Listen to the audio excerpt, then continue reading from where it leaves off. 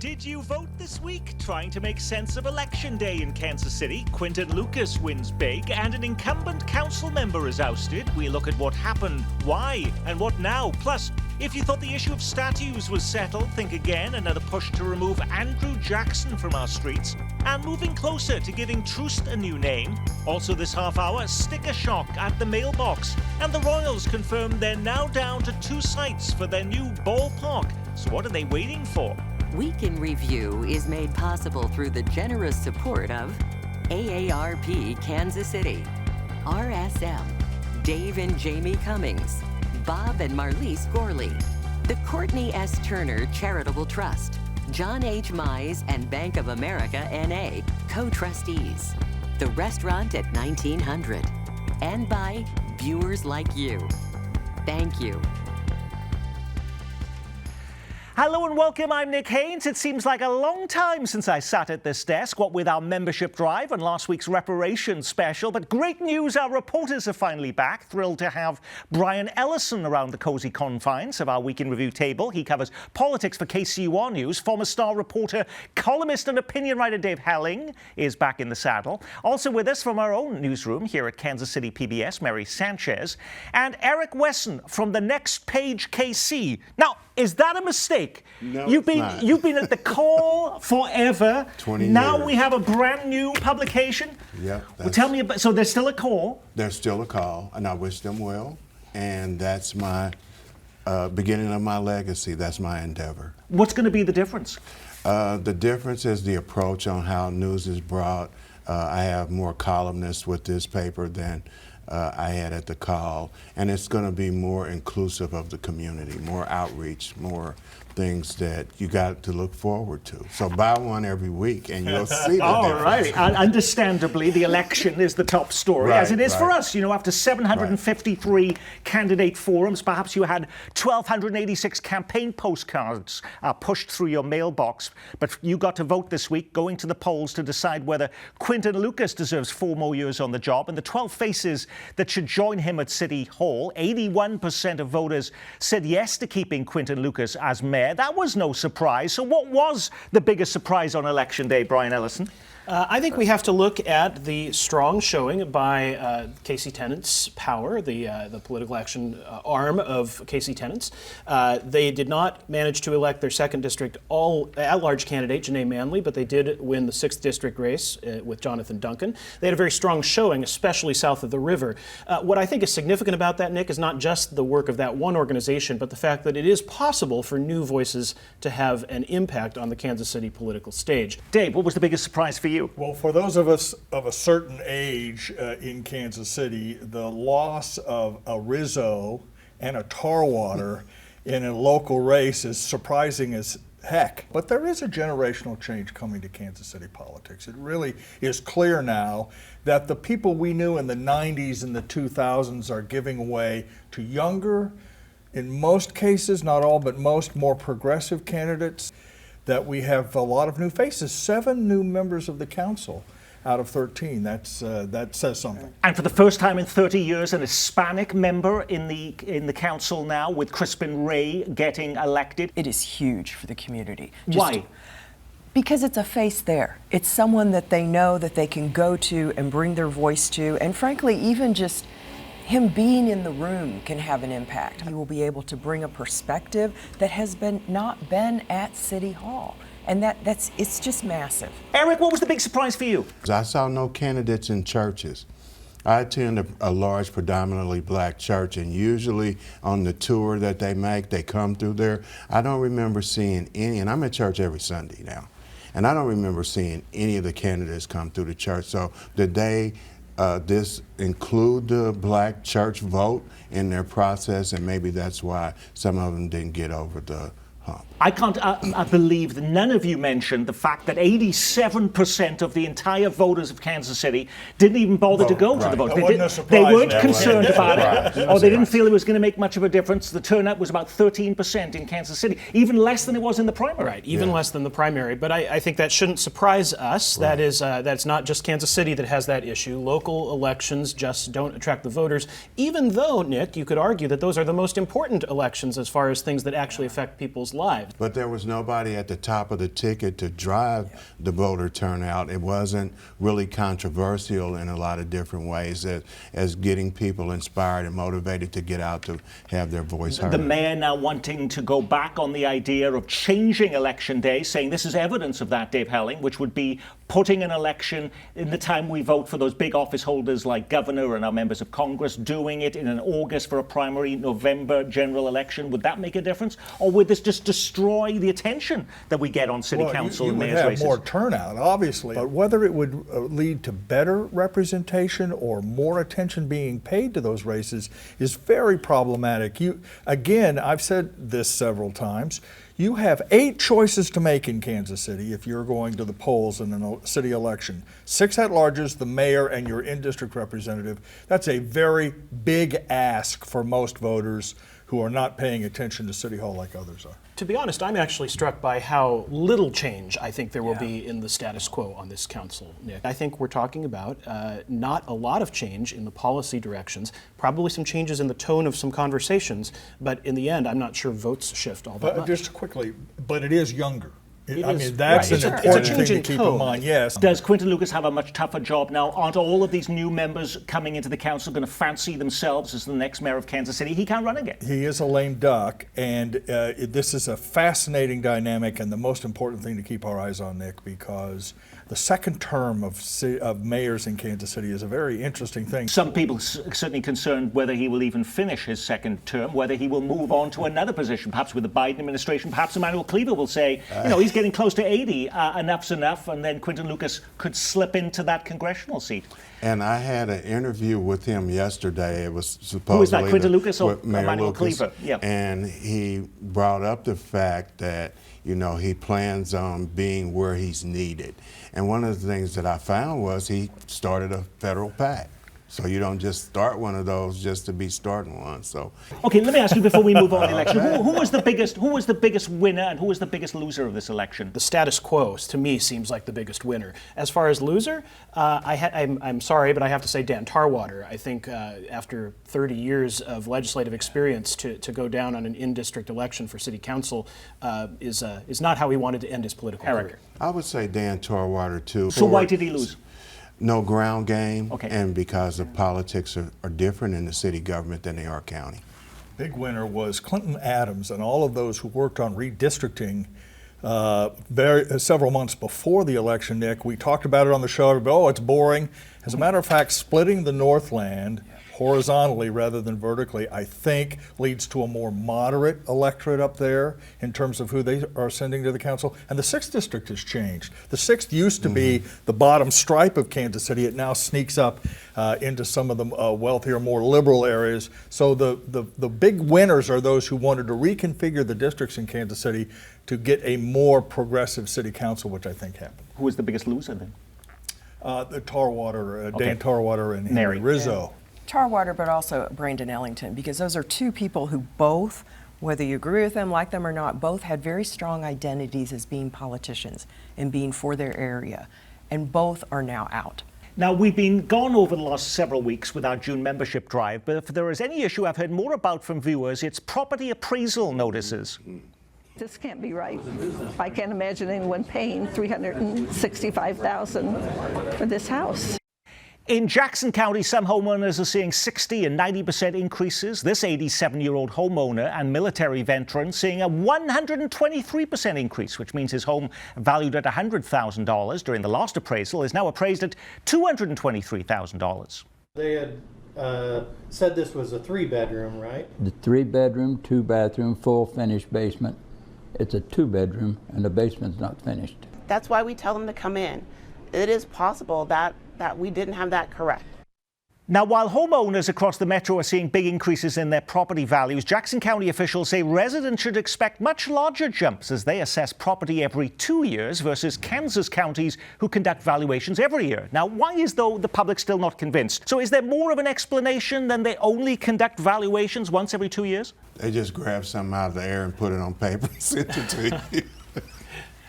Well, I mean, I think it's not a huge secret that property values are increasing across Kansas City. I mean, as long as we have a system that is based on property taxes, based on an accurate assessment of property values, people are going to have to pay more in taxes in certain places than others. I think there is some legitimate concern over inaccurate assessments like the one of this 87-year-old gentleman. But as Gail Jackson Beatty said, in that the county assessor, they will correct those. How easy, though, is it to actually do that? They always say, oh, yes, you can appeal, but do they make it incredibly difficult to do that? No, it's not incredibly difficult. There are some hoops you have to jump through, but people who do it generally are satisfied with that experience. Not everyone. But let's be real, Nick. First of all, you're right. Property values are going up. That's just the reality of it. Everyone's home is worth more than it used to be. The problem, of course, is you don't realize that gain until you sell.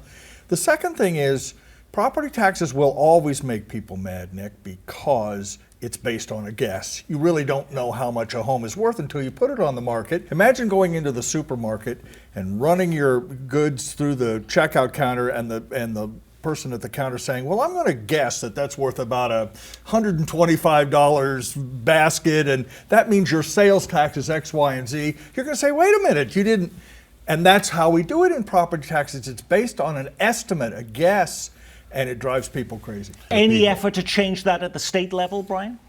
There are occasionally noises from Republicans in Missouri about limiting increases in property tax, but at the same time, no plausible alternative to replace that income, particularly in local budgets, has ever been reached. But there has to be a better fix for some of this. I mean, I was that person in the neighborhood watching this poor person go around and do the calculation one day. Or actually, I watched them over a couple days, and it's a formula, and they do it from the outside of the house because they can't have entry. Remember, it can also go up if you invite them into your house and they see the new kitchen you put in, they might actually increase the tax. We're eloquently talking about the problem, but we have no solution for it. Well, there could be a solution in a so-called circuit breaker law in which your appraised value could not go up over a certain percent and be phased in more. But let's not let elected officials off the hook in this, Nick, because the other part of the formula is taxes.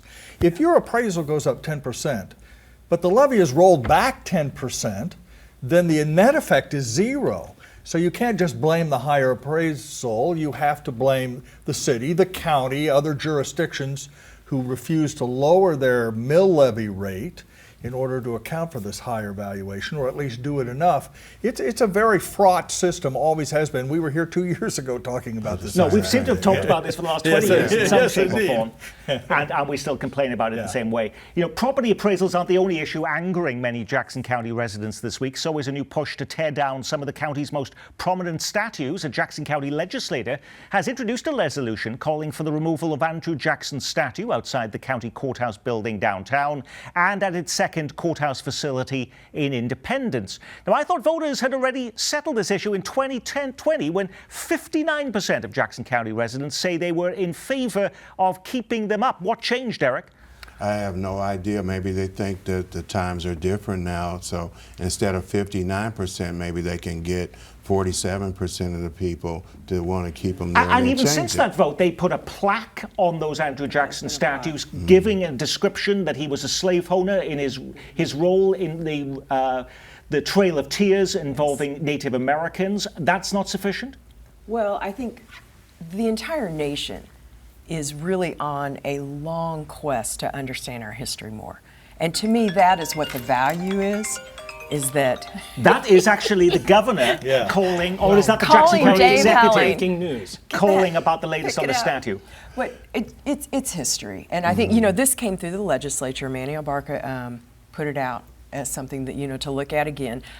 I think it's a good thing to continue more broadly learning. The county was actually named for him before he was president, before the Civil War, and it was because of his role in the American Revolution in turning the British aside in New Orleans. I think, Nick, politically speaking, the question that Jackson County legislators have to answer here is they have to come to one of two conclusions if they're going to take down the statues. They have to say voters got it wrong and our moral conscience is clearer than theirs were in the 2020 vote, or something has changed since then.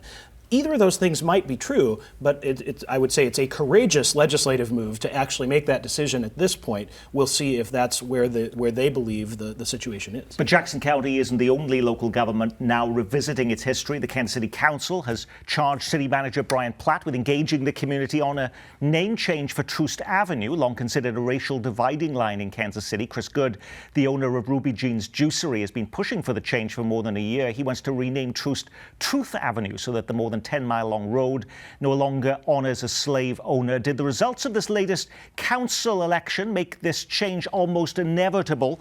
Or will voters have a chance to weigh in before any change is made, Eric?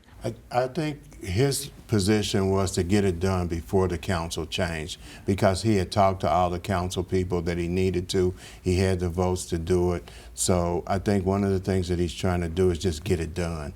In my last conversation with him. So I don't know what the outcome will be, whether it'll have to go to a vote or whether the council will be able to do it. But even if the council does it themselves, if you remember back in 2019, they wanted to change the Paseo into Martin Luther King Jr. Boulevard. Voters launched a petition drive and it was turned down. And they put back the Paseo name. And by the way, imagine the reaction on the Paseo and the residents there if the council has said, no, we're going to revisit this and rename it anyway, despite what the vote is.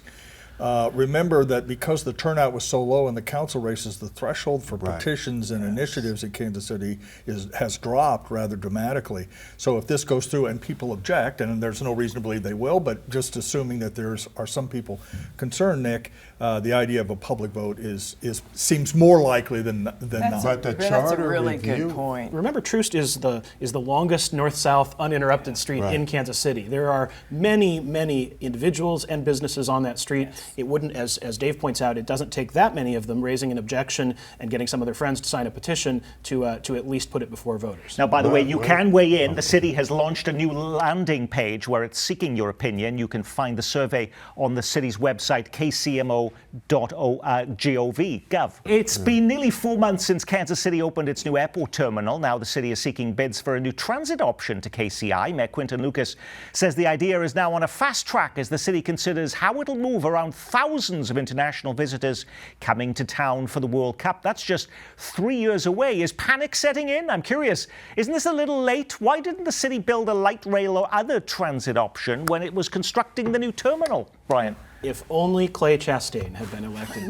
That's true. I'm sorry. But in fact, I think this is a great question, but I do think that the transit conversation in Kansas City has always been a difficult one, a complicated one. KCATA has its say about this. The bus system is not exactly thriving in terms of usership. To talk about redirecting money or raising new money, we've had this conversation about high property taxes already. It's very difficult to see how that conversation would have happened more than a few years ago, and I think it will face rocky road going forward. There is concern that they will be raiding the bus funding to make this happen. Do bus and KCATA leaders have a reason to be concerned?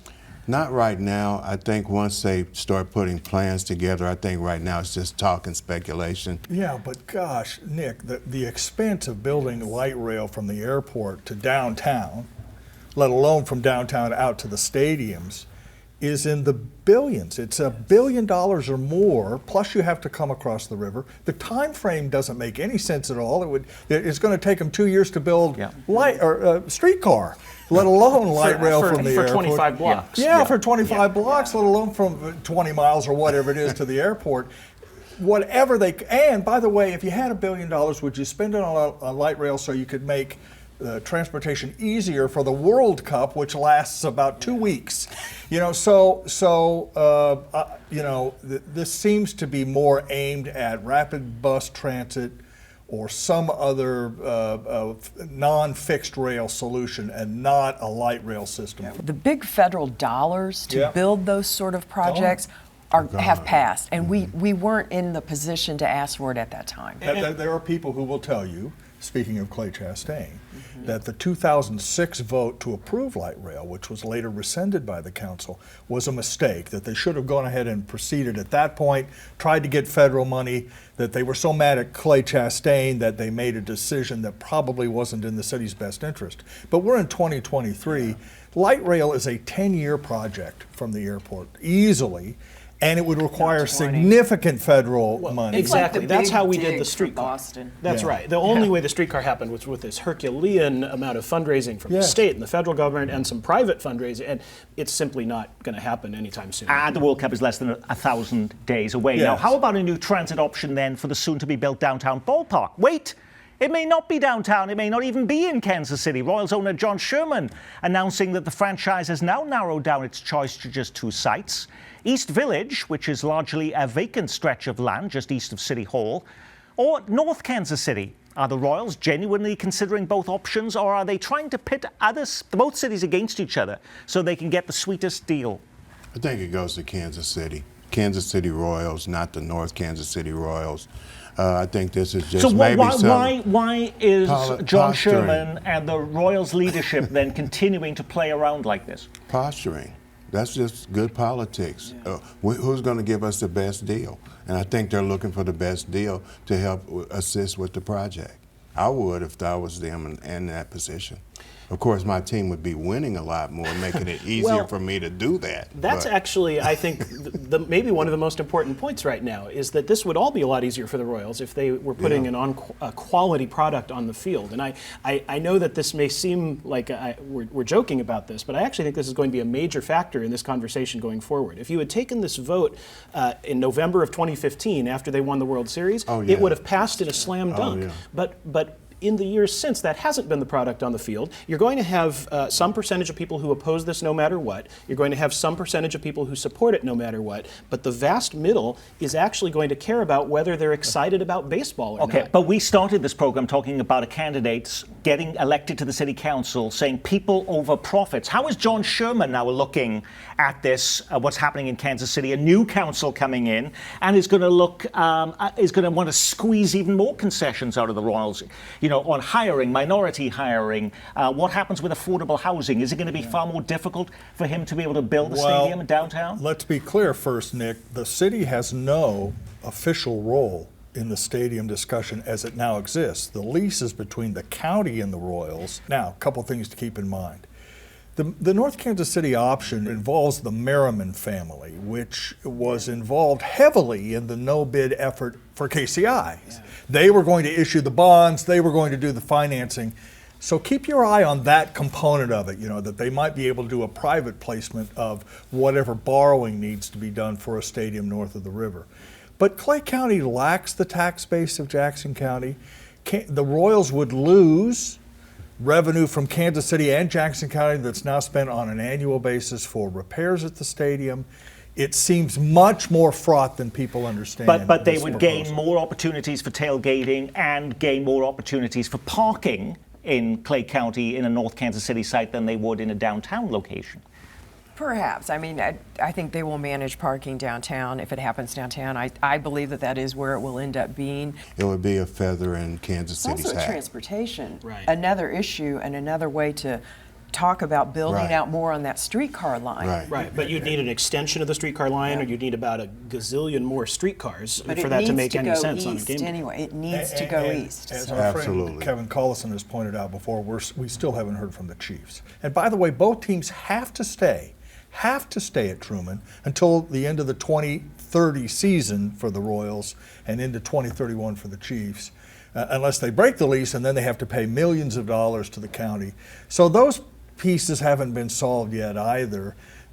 There is a reason why it's so difficult to see any progress on this discussion. Which is why also John Sherman this week saying that there would not be a public vote this year at all now, and the earliest would be April of next year. Now, when you put a program like this together every week, you can't get to every story grabbing the headlines. What was the big local story we missed? Everybody has to be concerned. 100 letters containing suspicious white powder sent to Kansas Republican leaders, the KBI investigating. It looks like Missourians will get to vote soon on abortion rights, a Missouri judge clearing the way this week for a proposed constitutional amendment. Is Governor Parson going to pardon Eric DeValcanier, the first Kansas City cop convicted of killing a black resident? Community leaders are worried the move would destroy trust in the justice system and could lead to violent street protests. Kansas Senator Roger Marshall making news as he seeks to ban pride flags from federal buildings. That would include the White House. You don't see scenes like this in Johnson County, but homeless a growing problem. Now county leaders considering building the county's first permanent homeless shelter. Shake Shack on the plaza closing its dining room on weekend evenings, saying their staff no longer feel safe. According to the Star, they're blaming disruptive teens.